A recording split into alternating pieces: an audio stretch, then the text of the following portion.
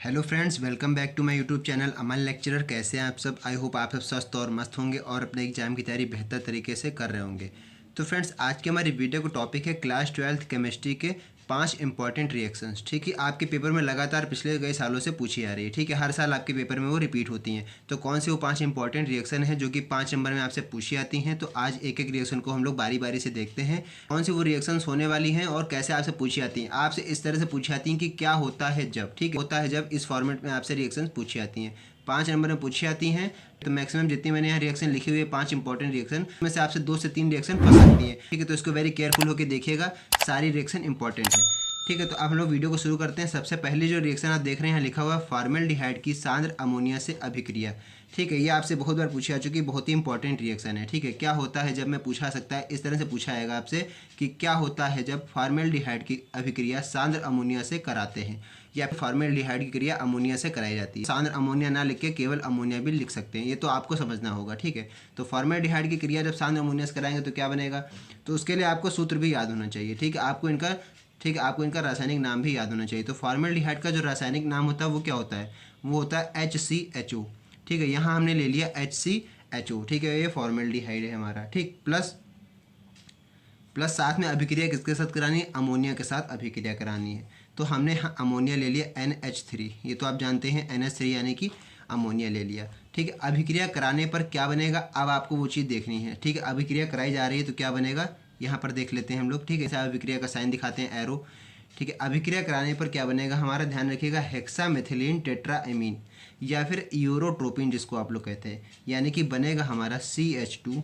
ठीक है, CH2 का होल 6। ठीक है, CH2 का होल 6 और साथ में क्या बनेगा, N4 बनेगा। ठीक है, नाइट्रोजन के 4 मॉलिक्यूल रहेंगे साथ में, और क्या निकलेगा साथ में, वाटर निकलेगा यानी H2O। ठीक है, लेकिन अभी हमारी रिएक्शन बैलेंस नहीं है। अब हमको क्या करना है, सबसे बड़ा काम रिएक्शन को बैलेंस करना है। तो रिएक्शन कैसे बैलेंस करते हैं, कैसे बैलेंस की जाती है, जो हमारा अभिकारक है और जो उत्पाद है उन दोनों को देख लेते हैं कितना कितना है। अभिकारक, इधर वाले को हम लोग अभिकारक कहते हैं, जो हमारा रिएक्शन होने के बाद जो हमको मिलता है उसको हम लोग उत्पाद कहते हैं। ठीक है, तो अभिकारक में हमारा क्या है, HCHO है और अमोनिया, यानी कि फॉर्मेल्डिहाइड है और अमोनिया है।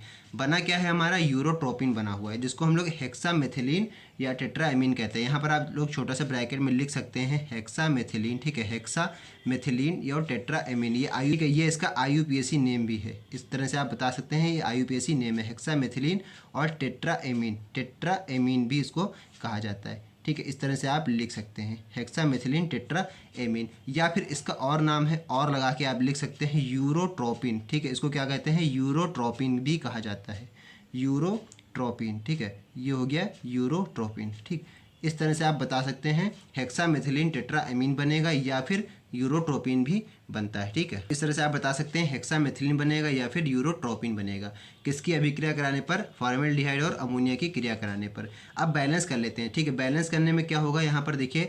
ठीक है, बैलेंस कैसे होगा, देखिए यहाँ पर कितने हैं, हाइड्रोजन कितने हो गए, H2 है ना, यूरोट्रोपिन बना तो H2 यानी, और बाहर 6 लगाने, 6 दूनी 12 हाइड्रोजन यहाँ पर हो गए और ये हाइड्रोजन यहाँ पर हो गए। तो 12 हाइड्रोजन करने के लिए सबसे पहले आपको यहाँ क्या लगाना है, यहाँ पर आपको 4 लगा देना है। 4 लगाएंगे तो 4 3 12, यानी कि 12 हाइड्रोजन हो गए और नाइट्रोजन कितने थे, 4 थे। एक एक को देखेंगे आप आराम से समझ जाएंगे। सबसे पहले एक एक, ठीक है, सबसे पहले आप एक एक एलिमेंट को उठाएंगे। ठीक है, तो पहला एलिमेंट मैंने लिया हाइड्रोजन का, तो हाइड्रोजन कितने हो गए, यहाँ पर 12 हैं। ठीक है, तो यहाँ पर भी देखिए हाइड्रोजन 4 3 12 हो गए, और नाइट्रोजन कितने थे, 4, तो यहाँ पर 4।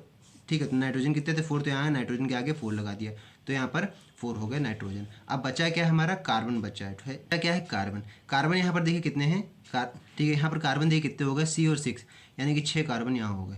तो अब हमको यहाँ पर कितना लगाना पड़ेगा, 6 लगाना पड़ेगा। यहाँ पर 6 लगाने पर हमारे कितने हो गए, कार्बन हो गए 6। ठीक है, तो 6 कार्बन हो गए, लेकिन अब जब हमने यहाँ 6 लगाया तो अब यहाँ पर हाइड्रोजन थे वो भी बढ़ गए। हाइड्रोजन कितने हो गए, 6 हाइड्रोजन ये, 6 हाइड्रोजन ये, तो 12 हाइड्रोजन और बढ़ गए हमारे पास। तो 12 हाइड्रोजन और बढ़ने के लिए यहाँ पर तो लगा चुके हैं, अब यहाँ पर भी 6 लगा देंगे, तो 6 दूनी 12 हाइड्रोजन यहाँ भी हो गए।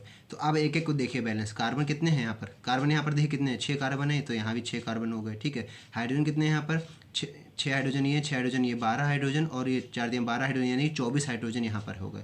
यहाँ पर देखिए कितने हैं, 6 दूनी 12 हाइड्रोजन ये हो गए और 6 दूनी 12 हाइड्रोजन ये हो गए, यानी 12 12 24 हाइड्रोजन इधर भी हो गए। अब क्या बचा है, ऑक्सीजन बचा। ऑक्सीजन देख लेते हैं, ऑक्सीजन यहाँ पर कितने हैं, 6 ऑक्सीजन यहाँ हो गए हैं।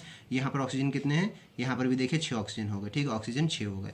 तो इस प्रकार से बैलेंस किया जाता है। ठीक है, आई होप आपको अच्छी तरीके से समझ में आ गया होगा। अगला देख लेते हैं फ्रेंड्स, ये भी बहुत ही इंपॉर्टेंट है, बहुत बार पूछा चुका है कि फॉर्मिक अम्ल में जब फेलिंग विलयन मिलाया जाता है तो क्या बनता है। ठीक है, या फिर क्या होता है जब फॉर्मिक अम्ल में फेलिंग विलयन मिलाया जाता है। आपको बताना है कि जब फॉर्मिक अम्ल, तो उसके लिए पहले आपको फॉर्मिक अम्ल का क्या होना चाहिए, सूत्र पता होना चाहिए। ठीक है, तो फॉर्मिक अम्ल का सूत्र होता है HC, ठीक है, डबल O, इस तरह से आप लिख सकते हैं HCOOH। ठीक है, ये फॉर्मिक अम्ल का सूत्र है। ठीक है, प्लस साथ में अभिक्रिया किसके साथ करानी, फेलिंग विलयन के साथ। फेलिंग विलयन क्या होता है, CuO, यानी किसको हम लोग कहते हैं, क्यूप्रस मोनोऑक्साइड को। ठीक है, CuO, तो ये हो गया फेलिंग विलयन। अब इसके साथ अगर आप रिएक्शन करा रहे हैं तो क्या बनेगा, सबसे पहले आपको ध्यान में रखना है, इसके साथ जब आप रिएक्शन कराएंगे तो हमको मिलेगा क्यूप्रस ऑक्साइड का अवक्षेप मिलेगा, Cu2O। क्यूप्रस ऑक्साइड का हमको अवक्षेप मिलेगा। याद रखिएगा, गैस को आप लोग ऊपर एरो दिखाते हैं, लेकिन अगर हमको अवक्षेप मिल रहा है तो उसका एरो हम नीचे दिखाते हैं, यानी कि हमको ये अवक्षेप के रूप में मिलेगा। ठीक है, और साथ में क्या मिलेगा, कार्बन डाइऑक्साइड मिलेगा। ठीक है, CO2 बनेगा, और साथ में और क्या बनेगा, वाटर बनेगा, H2O।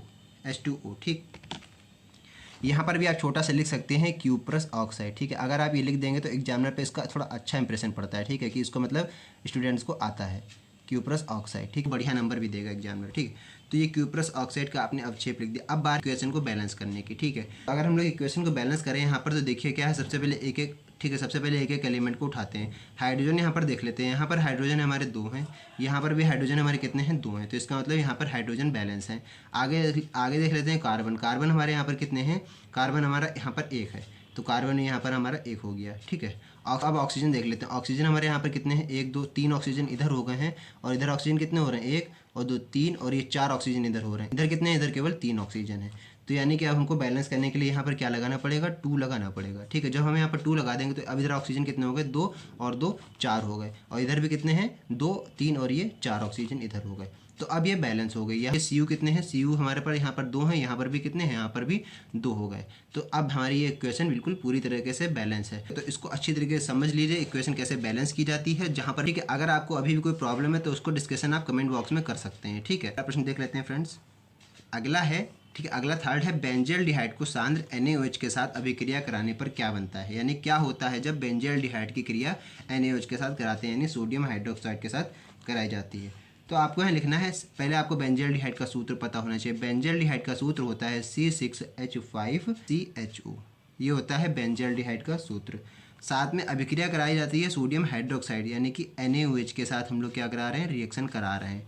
ठीक है, अभिक्रिया कराई जा रही है तो क्या बनेगा, हम बेंजिल अल्कोहल बनेगा और सोडियम बेंजोइड बनेगा। यानी कि अभी देखिए, यानी C6H5, अच्छी तरीके से इसको ध्यान में रखिएगा दोस्तों। ठीक है, क्योंकि ये बहुत ही इंपॉर्टेंट रिएक्शन होती है, आपसे जरूर पूछी जाती है। C6H5CH2OH बनेगा, ये बनेगा, और साथ में क्या बनेगा, प्लस यहाँ पर आप लिख सकते हैं C6H5, ठीक है, C6H5COONA, सोडियम बेंजोइड भी बनेगा।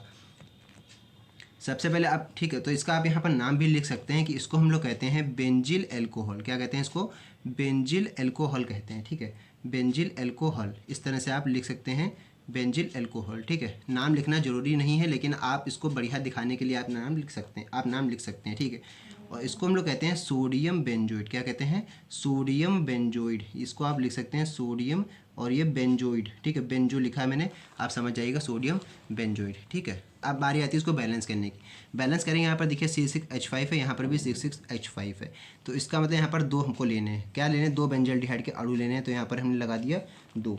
ठीक है, C6H5। अब देखिए पूरी इक्वेशन बैलेंस हो चुकी है। C6H5CHO, C6H5 2 हो गए, CHO 2 बार लगा हुआ है। देखिए CHO एक इसके साथ लगा है, एक ये COO इसके साथ लगा हुआ है। NaOH का देख लेते हैं, Na यहाँ पर 1 है तो यहाँ पर भी Na 1 है, Na यहाँ पर 1 है तो यहाँ पर भी Na 1 है, सोडियम 1 ही है। ठीक है, तो इस प्रकार से बैलेंस हो गई है इक्वेशन। ठीक, आगे अगली देख लेते हैं इक्वेशन क्या कह रही है। अगली क्वेश्चन भी बहुत इंपॉर्टेंट है, डाई एथिल ईथर। ठीक है, डाई एथिल ईथर PCl5 से जब अभिक्रिया करता है तो क्या होता है, यानी क्या होता है जब डाई एथिल ईथर PCl5 से अभिक्रिया करता है। अब इसकी रिएक्शन देख लेते हैं। डाई एथिल ईथर आपको पता होना चाहिए। डाई एथिल ईथर तो आप जानते होंगे क्या होता है, C2H5, बीच में लगा होता है ऑक्सीजन। ठीक है, ऑक्सीजन का बॉन्ड लगा होता है, फिर होता है C2H5। तो C2H5O C2H5 साथ में अभिक्रिया हो रही है PCl5 के साथ। ठीक है, तो यहाँ पर लिखेंगे PCl5, साथ में अभिक्रिया कर रहे हैं तो क्या बनेगा, अब यहाँ पर ध्यान दीजिएगा, यहाँ पर बनेगा C2H5Cl। ठीक है, C2H5Cl, C2H5 और ये Cl बनेगा। ठीक है, ये बन गया। और साथ में क्या बनेगा दोस्तों, इसमें बनेगा POCl3, POCl3। अब बैलेंस करने की बात आती है तो बैलेंस करके हम लोग देख लेते हैं C2H5OC2H5। तो देखिए C2H5 यहाँ पर दो हैं, यहाँ पर कितने लिए गए, यहाँ पर केवल C2H5 एक बार लगा, यहाँ पर दो हैं, तो इसके आगे क्या लगाएंगे दोस्तों, यहाँ पर लगेगा दो। अब देखिए C2H5 दो बार हो गए, Cl कितने हैं, दो हैं, तो यहाँ पर भी Cl कितने हैं, यहाँ पर देखिए Cl5 है, यहाँ पर अभी Cl मैंने दो ही लिए हुए हैं, तो अब Cl बचे हैं तीन, तो वो Cl यहाँ लग गए हैं तीन, ठीक है, Cl3 और ये POCl3, एक इसका ऑक्सीजन बचा था और ये P बचा था, तो PO और यहाँ के जो तीन क्लोरीन बचे थे वो यहाँ लग गए, तो POCl3, ठीक है। तो इस प्रकार से इक्वेशन मेरी पूरी बैलेंस हो गई है। तो ये चौथी इक्वेशन थी। अब पांचवी और लास्ट इक्वेशन देख लेते हैं, वो भी बहुत बार आपसे पूछी आ चुकी है, ठीक। इसको भी अच्छे तरीके से नोट कर लीजिएगा। साथ साथ में अगर चैनल पर पहली बार आए तो चैनल को सब्सक्राइब जरूर कर लीजिए, ताकि मैं इस तरह की जो भी इंपॉर्टेंट वीडियो डालूँ उसका नोटिफिकेशन आपको सबसे पहले मिल सके। तो अगली क्वेश्चन कह रही है कि एनिलीन सोडियम नाइट्राइट तथा हाइड्रोक्लोरिक अम्ल से 0 डिग्री सेल्सियस पर अभिक्रिया करता है। यानी कि जब एनिलीन की क्रिया हम लोग कराते हैं सोडियम नाइट्राइट तथा हाइड्रोक्लोरिक अम्ल से, कितने टेम्परेचर पर, 0 डिग्री सेल्सियस पर अभिक्रिया करता है। तो देखिए यहाँ पर सबसे पहले एनिलीन लिखेंगे। एनिलीन क्या होता है, C6H5NH2, ये हमारा हो गया एनिलीन। और सोडियम नाइट्राइट बोला जा रहा है। सोडियम नाइट्राइट का मतलब हमको क्या करना है, NaNO2, ये होता है सोडियम नाइट्राइट। सोडियम नाइट्राइट तथा साथ में क्या बोला जा रहा है, हाइड्रोक्लोरिक अम्ल, यानी कि और क्या लेना है, ये भी हमको HCl लेना है, तो ये हो गया हाइड्रोक्लोरिक एसिड, ठीक है। कितने डिग्री सेल्सियस पे बोला जा रहा है, 0 डिग्री सेल्सियस पे अभिक्रिया कराई जा रही है, तो यहाँ हम लिख देंगे 0 डिग्री सेल्सियस, ठीक है। 0 डिग्री सेल्सियस पे रिएक्शन हो रही है। तो अब अगर हम लोग इसकी रिएक्शन कराते हैं तो ध्यान रखिएगा, हमको मिलेगा बेंजीन डाईएजोनियम क्लोराइड, ठीक है, बेंजीन डाईएजोनियम क्लोराइड बनेगा। यहाँ पर किस तरह से बनेगा, देखिए C6H5, बेंजीन नाम लगा, इसका मतलब C6H5 तो हमको लगाना है। और साथ में बनना क्या रहा है, डाईएजोनियम, यानी कि यहाँ पर दो बॉन्ड, यहाँ पर यानी कि दो बॉन्ड लगेंगे, डबल बॉन्ड लगेगा, फिर NCl लगेगा साथ में, ठीक है, NCl। तो इसको हम लोग कहते हैं सोडियम डाईएजोनियम क्लोराइड, ठीक है। आगे देख लेते हैं, आगे क्या बनेगा, प्लस NaCl बनेगा, ठीक है, सोडियम क्लोराइड भी बनेगा साथ में। और क्या बनेगा, प्लस वाटर बनेगा, और क्या बनेगा, प्लस वाटर बनेगा, H2O, ठीक है। इस तरह से वाटर बनेगा। 2 यहाँ पर लगाया है मैंने बैलेंस करने के लिए। अब देखते हैं, बारी आती है बैलेंस करने की इक्वेशन की। तो देखिए डाईएजोनियम लवण, पहले आप यहाँ पर चाहें अगर तो लिख सकते हैं, ठीक है, डाईएजोनियम लवण बन रहा है, ठीक है, बेंजीन डाईएजोनियम लवण बन रहा है, डाईएजोनियम लवण, ठीक है, या फिर डाईएजोनियम क्लोराइड भी बोल सकते हैं, ठीक है। तो क्लोराइड बन रहा है यहाँ पर, ठीक है, डाईएजोनियम क्लोराइड, लवण नहीं है, क्लोराइड ही है, ठीक है, बेंजीन डाईएजोनियम क्लोराइड, ठीक है। तो यहाँ पर मैंने लिख दिया बेंजीन डाईएजोनियम क्लोराइड, ठीक है। यहाँ पर देखिए डबल बॉन्ड लगा, इसलिए डाईएजोनियम क्लोराइड यहाँ पर आया हुआ है। अब बैलेंस अगर कर लेते हैं तो देखिए C6H5NH2 है, C6H5 यहाँ पर N, एक यहाँ पर भी एक N लगा दिया है, ठीक है। और ये NCl देख लेते हैं, यहाँ पर देखिए एक N इसका उठा लिया और एक Cl ये ले लिया, तो NaCl हो गया। अब ठीक है, NCl हो गया। अब अगला देख लेते हैं NaCl। देखिए यहाँ पर जो ये एक Na बचा हुआ है और ये Cl बचा हुआ है, तो NaCl भी लिख दिया है यहाँ पर। अब वाटर देख लेते हैं H2O, ये हमको क्या लगाना पड़ेगा, 2 लगाना पड़ेगा। तो यहाँ पर भी 2 हाइड्रोजन हो गए और ऑक्सीजन कितने हो गए, 2 ऑक्सीजन इधर हो गए। तो ऑक्सीजन इधर देख लेते कितने हैं, ऑक्सीजन इधर भी 2 हैं, 2 हाइड्रोजन 2 ऑक्सीजन, 2 हाइड्रोजन 2 ऑक्सीजन हो गए, ठीक है। तो इस प्रकार से ये हो गई हमारी रिएक्शन, ठीक है। इसको भी अच्छी तरीके से समझ लीजिएगा, बहुत बार इंपॉर्टेंट है, रिएक्शन पूछी आ चुकी है आपसे पेपर में, ठीक है। तो फ्रेंड्स ये आज की इंपॉर्टेंट 5 रिएक्शन थी। आई होप आपको सारी समझ में आ गई होंगी क्या होता है जब मैं जरूर पूछी आती हैं, ठीक है। तो फ्रेंड्स इसी तरह की और भी मैं रिएक्शन पे वीडियो बनाऊंगा। चैनल पर पहली बार आए तो चैनल को सब्सक्राइब जरूर कर लीजिएगा, ताकि इस तरह की जो भी मैं इंपॉर्टेंट वीडियो डालूँ उसका नोटिफिकेशन आपको सबसे पहले मिल सके। बस आज की इस वीडियो में इतना ही, मिलते हैं नई वीडियो में नेक्स्ट टॉपिक के साथ, तब तक के लिए जय हिंद।